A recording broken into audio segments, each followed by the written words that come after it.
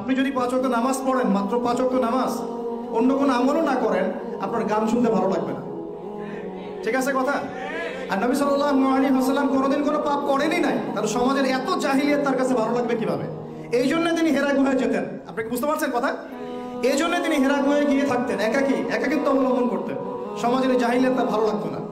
এক পর্যায়ে আল্লাহ রাব্বুল আলামিনের পক্ষ থেকে সেই কাঙ্ক্ষিত সময় চলে আসলো, রমাদানুল মুবারক, লাইলাতুল কদর।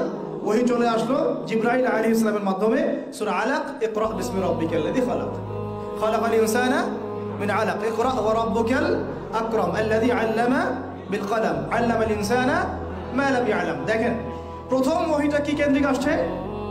পড়াশোনা কেন্দ্রিক। আল্লাহ পাক কিন্তু বললেন না শিরক করো না, মূর্তি পূজা করো না, ব্যভিচারের কাছেও যেও না, তোমরা একে অপরকে হত্যা করো না, পর্দা করো, যাকাত দাও। আছে প্রথম ওহীতে কি আছে? পড়ো পড়ো পড়ো। এটাই আমরা বলি ইয়াং জেনারেশনকে, যদি আমরা চাই যে আমাদের সোসাইটি, আমাদের নেশনটাকে পরিবর্তন করতে, লেখাপড়ার এবং জ্ঞানতাত্ত্বিক বিপ্লবের কোনো বিকল্প নেই।